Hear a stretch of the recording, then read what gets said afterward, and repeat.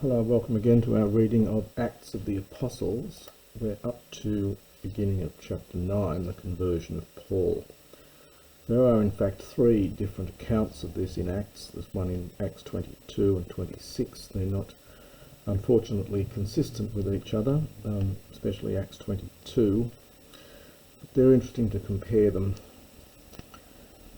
This is of course one of the great events of history that literally changed the world, and it's interesting to know exactly what happened on this road to Damascus, because we do get two different versions of it in the Acts of the Apostles.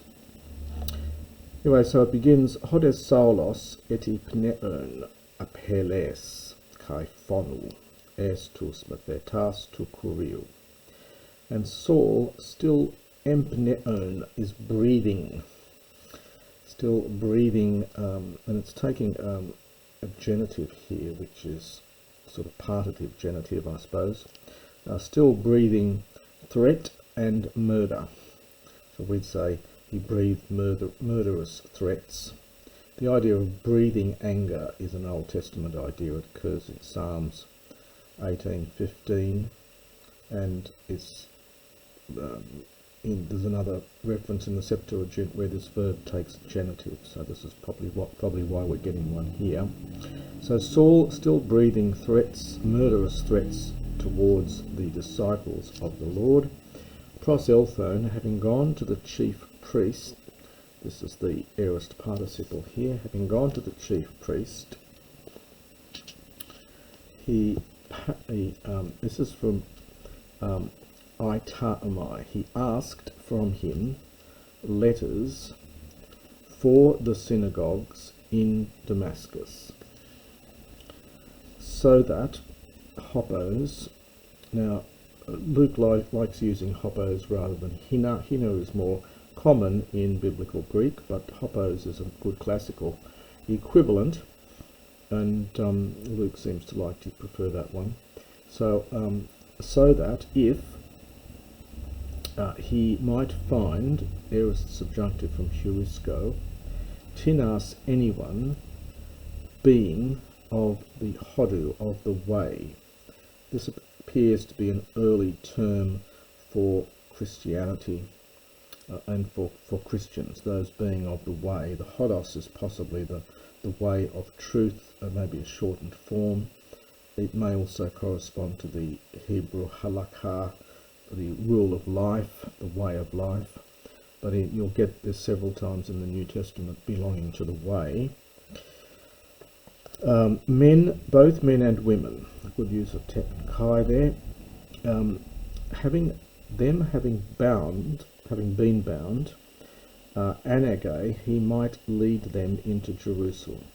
So this is a perfect passive participle from deo, to bind, and this is our aorist subjunctive from ago, to lead. He might lead them bound into Jerusalem.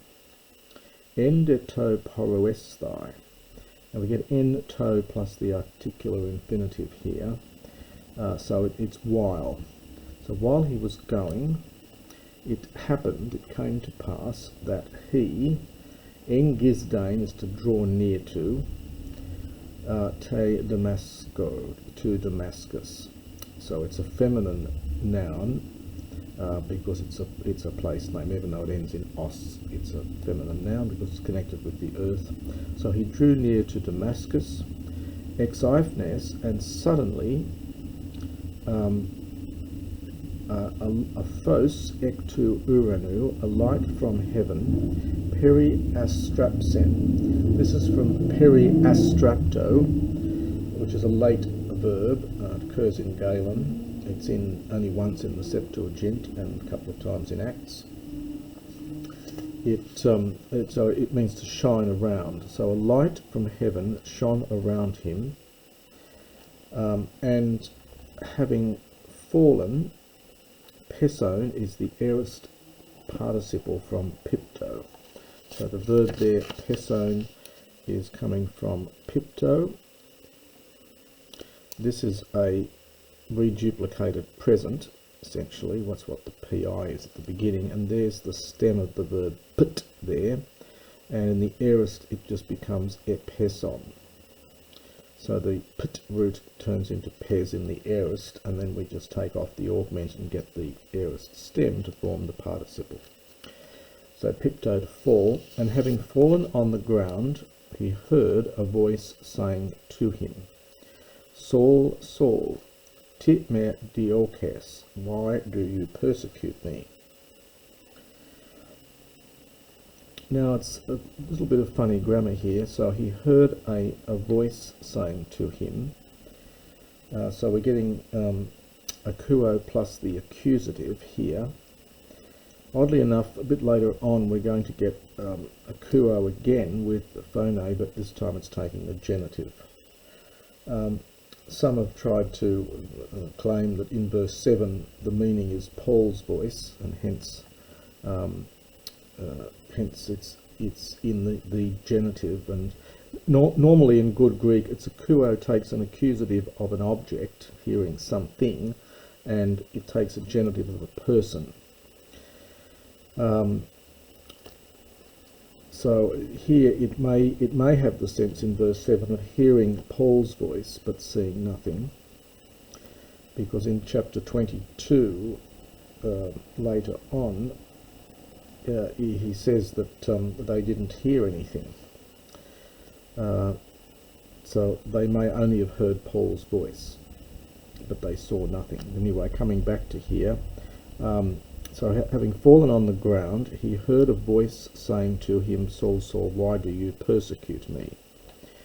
And he said, Tis I, Kyrie, who are you, Lord? And he, to understand, said, Hode, ego eimi Jesus, hon su diokes, I am Jesus, whom you persecute. Allah. Now, Allah often in good classical Greek, especially at the very beginning of a sentence, often we translate as come rather than but here.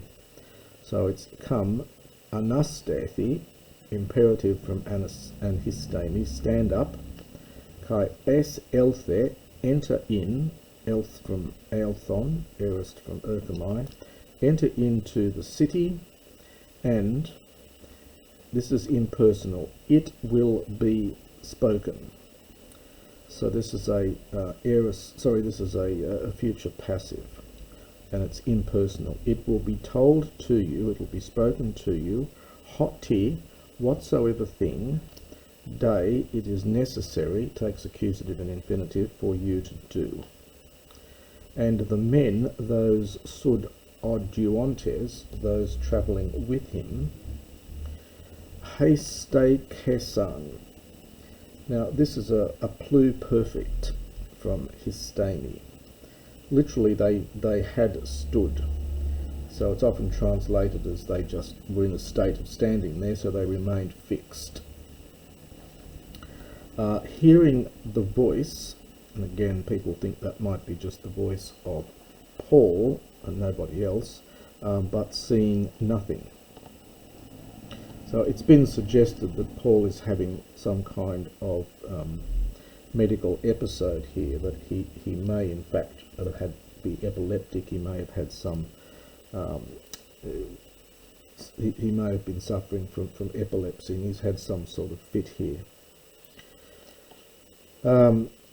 which might explain quite a bit actually in both here and in chapter 22. Anyway, I'll leave that to the theologians and commentators. Saul, egerethe, this is from egero, to raise. Now this is the passive here, so it may mean he was raised up, so he was helped up perhaps, from the ground. And now we have a genitive absolute. We have ani orgmenon tone ophthalmon autu. So this is from an oigo, is the verb here. It's been somewhat morphed. The verb is an oigo. Now it was originally ana plus oigo, or there's an old verb oignumi, or know, in regularized. However, by this stage of the language, it's they've forgotten that it is actually a compound, and so weird things happen to it. So here it's actually getting, this is a perfect passive participle, and it's getting double augmented. Sometimes you even get triple augments where they try and augment the alpha. Here we get a double augment. So they've correctly augmented this because it is a compound verb, and that lengthens to an omega, and the ota goes subscript, but they've given another augment as well, giving this anoig, and then they've added on the ending. So it's his eyes having been opened, so his eyes being opened perhaps, eblepen uden, he saw nothing. So when his eyes were, although his eyes were opened, he saw nothing.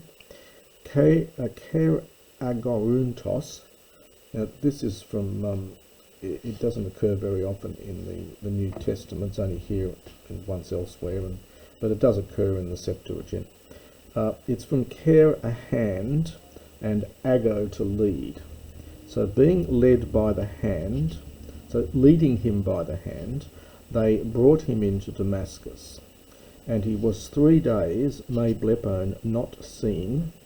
You always, in biblical Greek, not classical, biblical Greek, you always use me to negate the participle. For 3 days not seeing, and he did not eat, and he did not drink. This is from estheo, the aorist from estheo, and the aorist from pino, to drink.